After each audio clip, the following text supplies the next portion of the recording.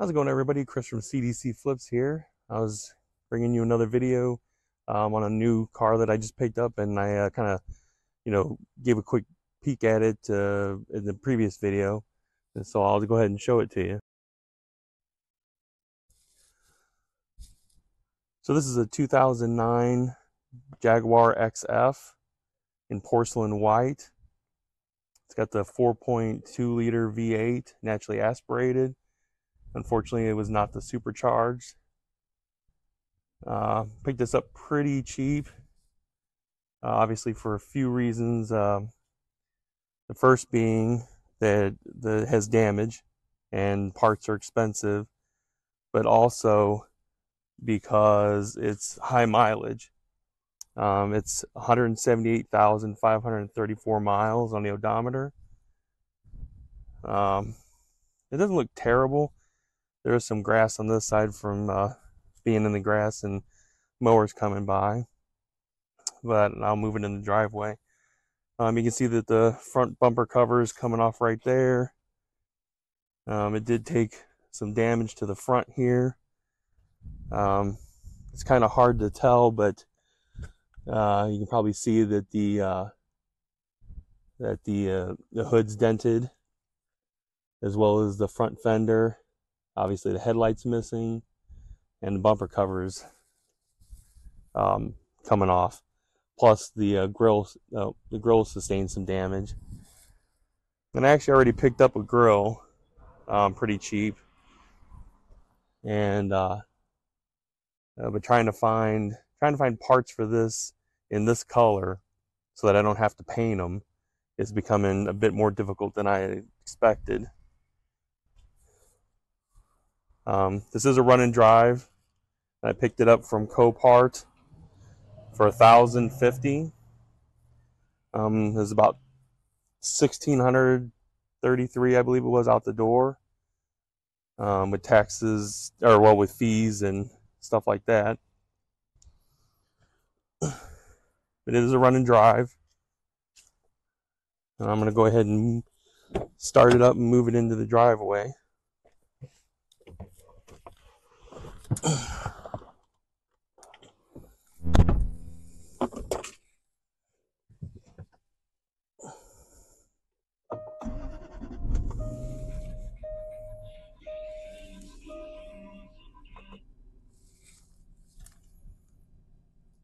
And we do have some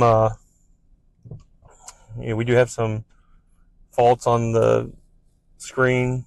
I've actually already gone ahead and previously ran the OB2 sensor, OBD2 scanner. I can't talk today.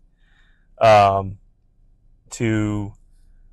see what's going on, and what it came back with, and I'll throw it up on the screen, but it was essentially the front, left and right wheel speed sensors. So I've already got those, and I'm going to replace those in the next video. And then, washer fluid low, there's a tire pressure system fault, but the indicator lamp failure, obviously with the damage, that's going to happen. I do have some other minor issues that I have to work on, but I guess let me go ahead and move this, and then we can kind of look it over.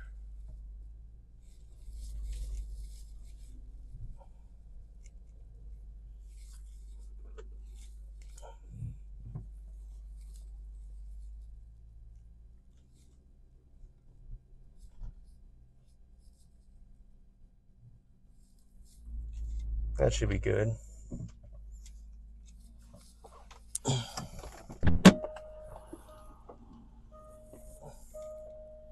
going to shut it off for now.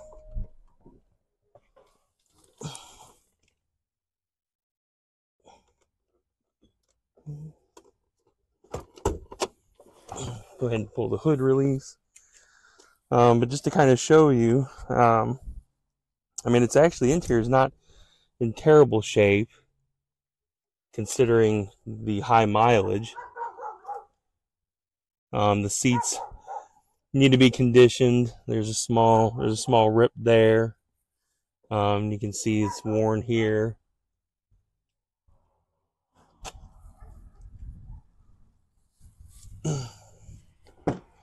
Take a look in the back. This got punched out, so I'll have to try and see if I can find a replacement for that. This is the premium luxury trim, and I mean, I'll be honest, it's really nice. I mean, I like it. I actually have already kind of, I mean, I said that I wouldn't keep any of these vehicles. This is also broken, and it looks like they painted it, so that's got to be replaced. The fuel cover actually was missing, and we found it in the floorboard, so that saved me like $80 trying to find one that matched. But anyways, I was saying I hadn't intended on keeping any of these cars, but I really like this, so I probably won't end up keeping it, but it's going to be hard to let it go. So I didn't find any goodies in this. It came with the battery was dead, so I had to replace the battery. That was fun because it's in the trunk, and so in order for me to access the trunk, because the lock wouldn't work, there's the fuse panel down here is actually a jump off point that you can hook a positive cable to, and I was able to use a jump pack not only to get the car started, but also to pop the trunk so that I could actually access the battery.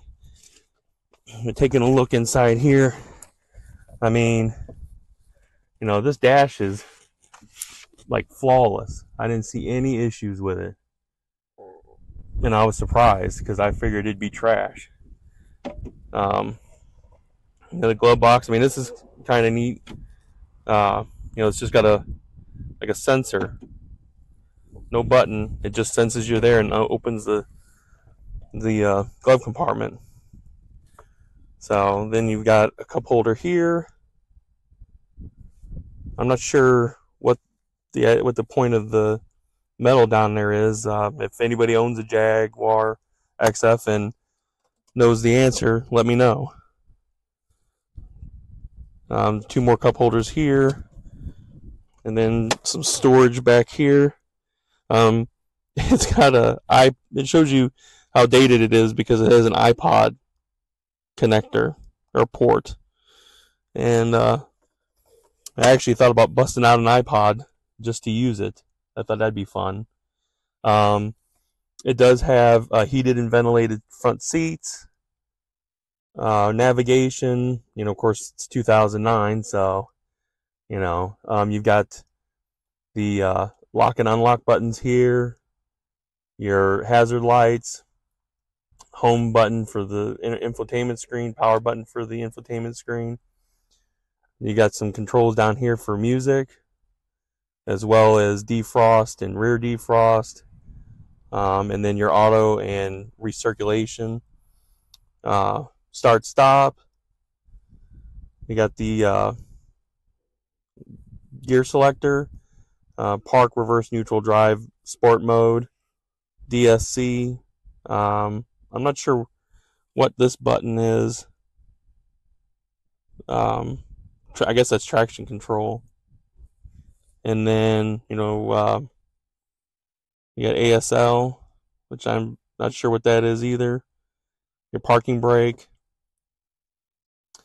And it's kind of neat, although I got to fix it because these are actually supposed to fold like close, but they don't. And then I went into settings and tried to see if I could fix it there, and change the settings so that it would automatically open and close, but it does not. And so I think that the preheater is gone, and so I have to get up underneath. I think it's on this. It's one of these sides, either this side or over. I believe it's, yeah, I'm pretty sure it's on this side.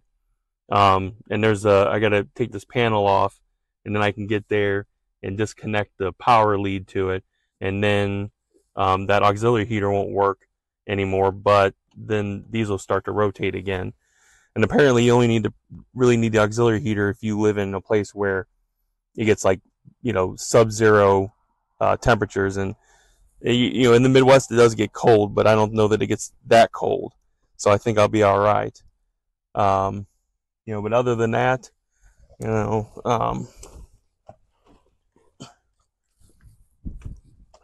go ahead. Now the hood struts are worn out. I've got those to replace as well. But I'll go ahead and lift the hood up, and you can see, I mean, it's pretty dirty under here, so definitely going to need a bath. But I mean, I'd swear that this 4.2 liter looks bigger than my 5 liter in my truck. And I don't know if it's just because, I'm sure it's just because of the size, the space difference. Like, the truck has more open space in it, so that's why it looks bigger, or why, it looks smaller compared to this one. This one's got less room to work with, so maybe that's why it looks bigger. But anyway, that's that. But I mean, it runs pretty good. I don't hear any. There were no codes on it for. I'll go ahead and start it again. But now I'll get a code for, obviously the doors open and the hood open. There is a little bit of rough start at first, but it kind of smooths out after a while. But coming back here,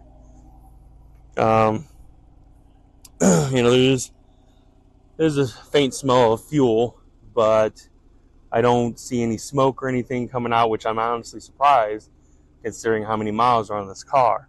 So they clearly were taking care of it.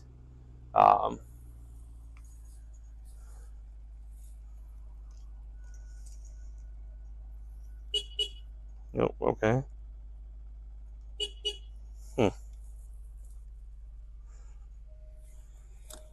For some reason, it's not letting me open the trunk. I don't know if it's because the doors are open or because the car's running. So we'll see. We'll try it again. Yeah, I guess I got to shut it off to open the trunk. Anyway, as you can hear, I mean, it doesn't sound too bad, and I didn't have any codes either pending or recent or stored that had anything to do with engine issues. So yeah, you gotta turn the car off to open the trunk. It's kind of hard to see in there, but that's actually quite a bit of space. Like, I mean, you could probably easily fit some luggage in here, groceries, a couple of small people. Just saying. There's a little elastic strap over here to hold stuff. I think this is just a panel, probably to get to something underneath there. It still has the full-size spare, which I thought was surprising. I figured that'd be gone, or the jack and everything would be missing. There's the battery. Quite a pain to get to, and that's a big-ass battery, let me just say. It's like 60 pounds. But yeah, so this is the newest acquisition to the drip fleet. And like I said, the Mini Cooper is still here, and I still have a video to do about that, which I will do, and then that will post. You'll actually see that before this. And then the next video in this will be trying to clear some of those codes. The easiest ones obviously being the tire pressure and washer fluid, but also getting those ABS wheel sensors switched out. Anyway, that's it for me in this video. I appreciate you taking the time to watch. If you like what you see and you want to see more, I only ask that you like, share, subscribe, and I will see you in the next one. Have a good day.